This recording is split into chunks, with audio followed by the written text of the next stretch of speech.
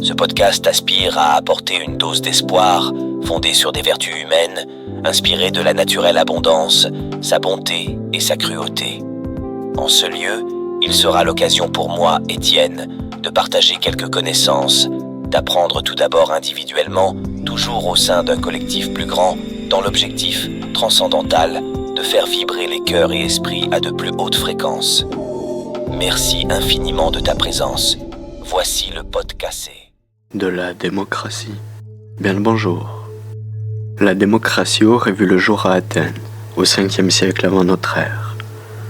Il est vrai que c'est à ce moment-là, en Grèce antique, que le mot verra le jour, par Hérodote qui la désigne comme étant le gouvernement du peuple, tout d'abord, porte le plus beau de tous les noms, égalité des droits politiques. Puis, il ne s'y fait rien de ce que fait le monarque. On y obtient les magistratures par le sort, on y rend compte de l'autorité qu'on exerce. Toutes les délibérations y sont soumises au public. C'est alors que d'autres cités-États s'inspirèrent du modèle athénien. Pourtant, vous le savez probablement déjà, la démocratie à cette époque ne comprenait ni femmes, ni métèques, étrangers, ni enfants.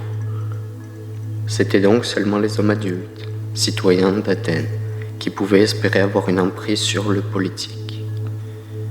Hérodote, vous l'auriez compris, n'était pas une femme.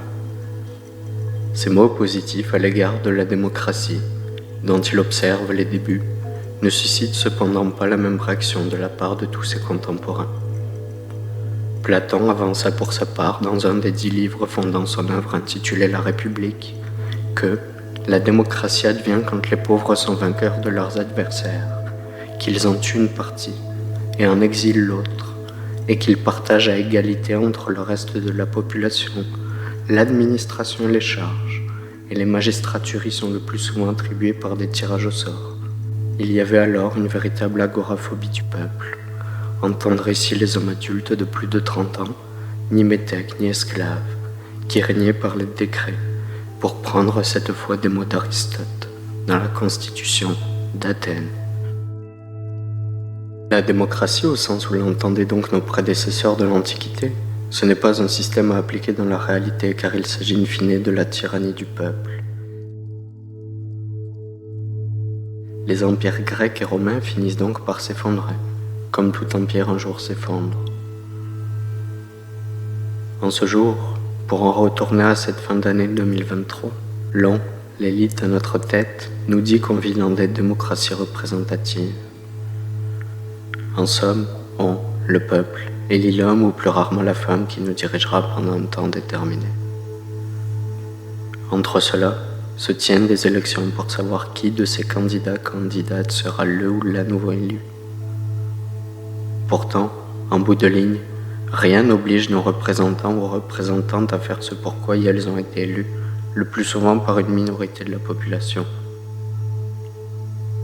Pour en retourner dans le passé, en Grèce antique, au 5e siècle de notre ère, et je le mentionnais déjà en ce lieu, un certain Protagoras d'Adbert instaura le sophisme, un moyen de tromper par le langage, et ce alors que la démocratie athénienne était en crise, plus de 1000 ans après ses débuts.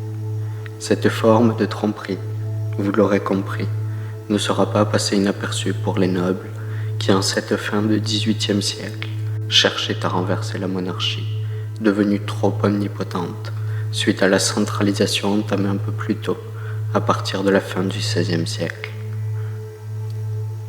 Néanmoins, avant cela, et Francis Dupuy-Derry le décrit bien, il y eut de la démocratie sur le continent européen pendant des siècles, alors même qu'il y avait des rois, seigneurs, comtes, vicomtes, etc.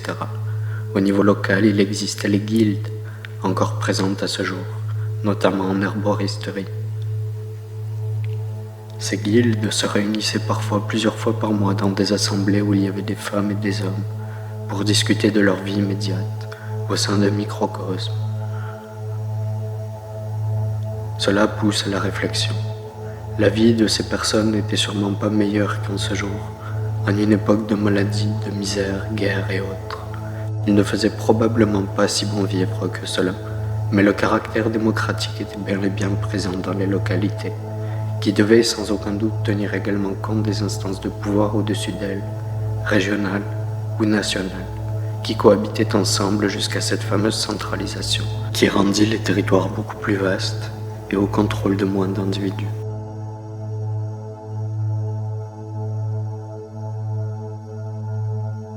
Cela entraîna bien évidemment des mouvements de révolte qui furent matés jusqu'à nos dites révolutions fondatrices, qui émergent il n'y a même pas 250 ans, moins d'une seconde à l'échelle du calendrier cosmique.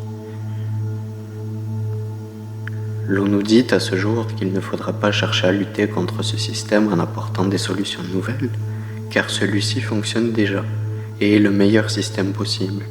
Pour preuve en est qu'il a permis à certaines personnes de réussir en s'en octroyant les objets du pouvoir. Cependant, la majorité, à qui ce système fut imposé, n'a plus son mot à dire. Comme on peut le dire de manière cynique ou non, en démocratie, ces causes parlent toujours. L'on constate bel et bien qu'en ayant été relégué au rang de consommateur, notre prise sur le monde politique n'aura fait que décroître, et ce d'autant plus à partir de la fin des années 1970 jusqu'à la fin des années 1990, lorsque le néolibéralisme en vint à être appliqué partout à travers le monde, avec les États-Unis comme principaux porteurs du projet.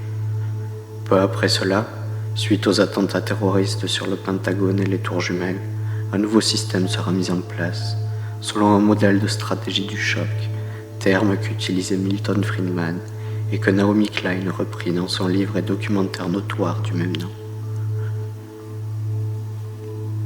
Il s'agit ici du capitalisme de surveillance, encore en vigueur à ce jour et longuement traité par Shoshana Zuboff, qualifiée de nouvelle Marx féminine, professeure de psychologie à Harvard. Tout ceci, pourtant, n'est qu'un château de cartes dont les fondations sont marécageuses, et nous aurions tout intérêt, avec une mine heureuse, à renverser cette autorité douteuse, empêtrée dans des paroles vaseuses. Laissons la création parler, elle seule, avec notre volonté, nous sortirons du pétrin. Retrouvons ces fameux espaces de parole où, avec humilité et respect, nous écouterons et échangerons avec l'autre, avec qui l'on s'est peut-être habitué à discuter sur les réseaux informatiques, qui entraînent, si l'on ne se méfie pas, à une déconnexion. Alors, sur ces paroles, je te laisse et te dis à bientôt.